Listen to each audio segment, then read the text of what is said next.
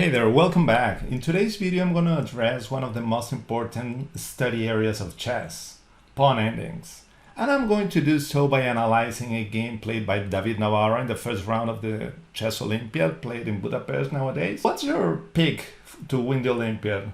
Who are you rooting for in the open section? And in the women's section?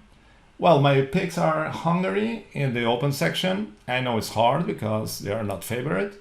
And India in the women's section. Let me know your favorite teams in the comments below.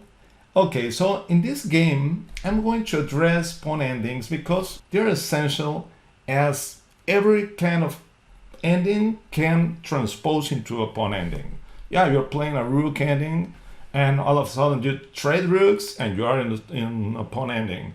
And this happened with every major endings, with the exception of endings with no pawns, of course.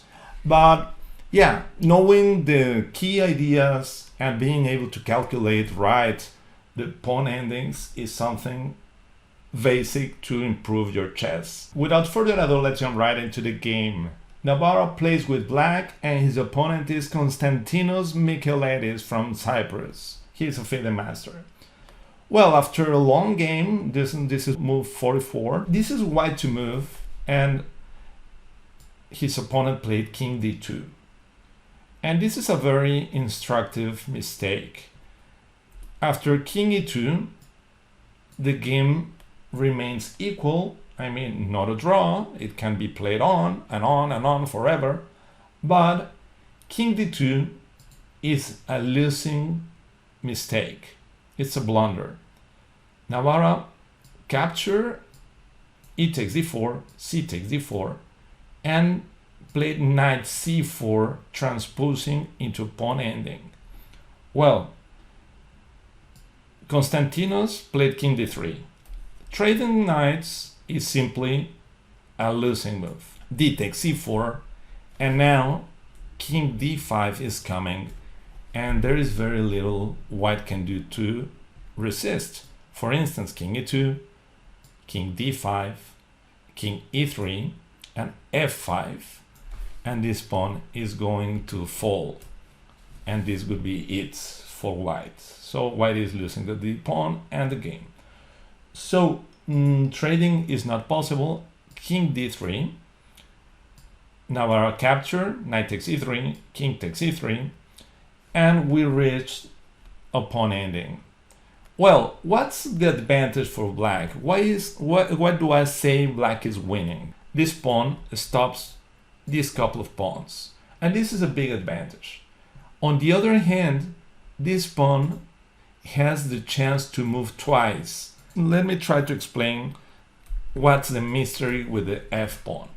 King f5, now black's king is more active. We are about to get to f4.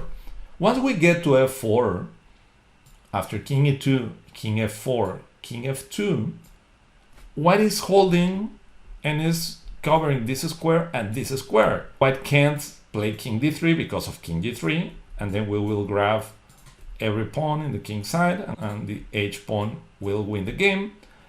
And the same would happen after king f1, king e3, and black would capture the d pawn. So king f2 is a right way to cover those squares.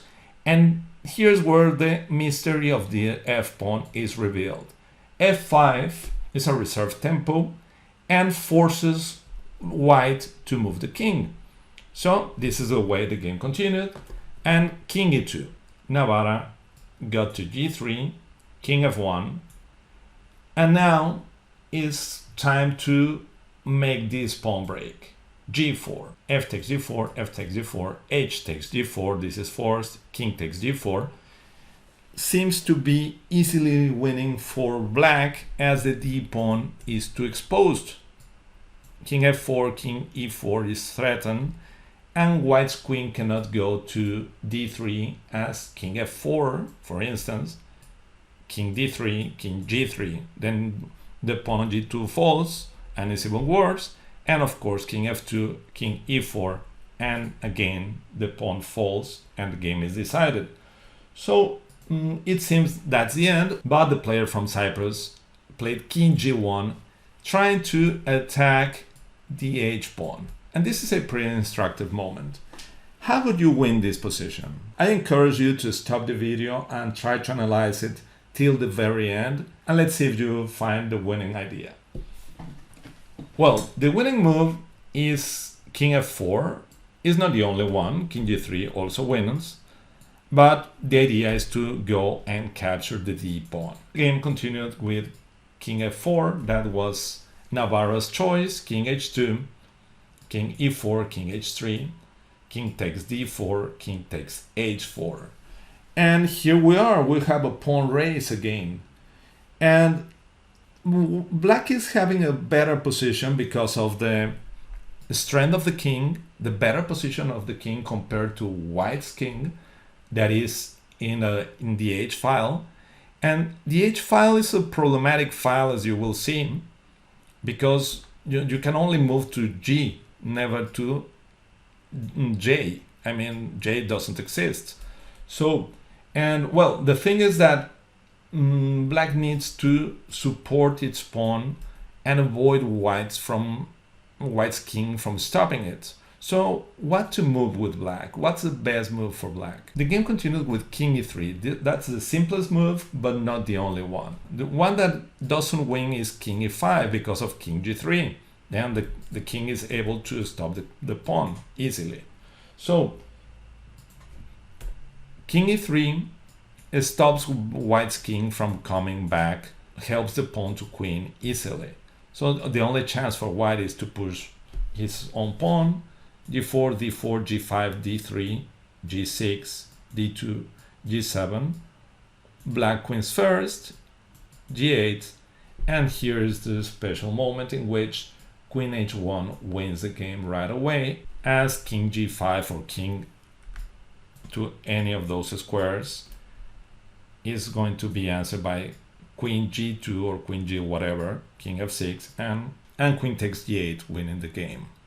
It's important to mention that in this kind of position, let's try to make a silly move, queen e1, king h5, and even when the situation is very similar, now the game is a draw after queen h1, king g6, queen g2, and both king h7 or king f7 will defend the queen. So this is very important to have the king and the queen, the enemy's queen and king, pretty separated from each other.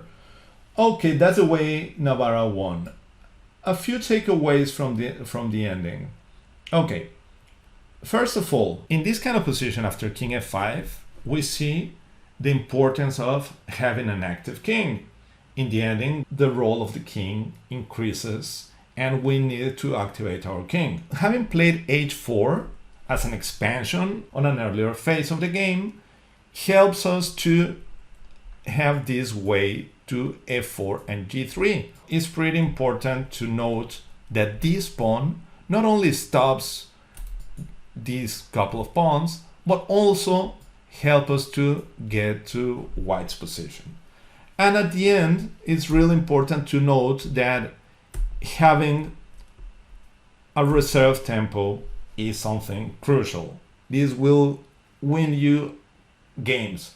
So there is one more reason not to move pawns without thinking it twice. Pawns cannot go back, but also in the pawn ending, if you haven't moved a pawn, this means you have extra tempo, extra reserve tempos.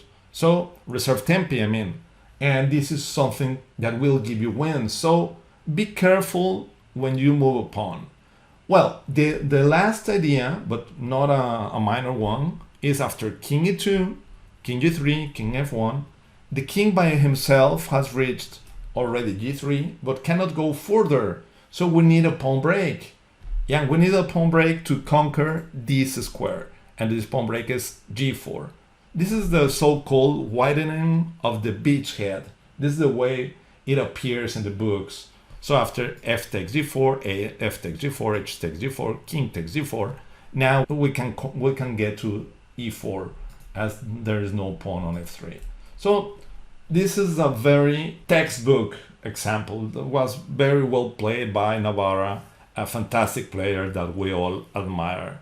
Okay, I hope you found it interesting. If that's the case, please don't forget to give me a thumbs up, to share with your friends, and to subscribe to the channel in case you haven't done it.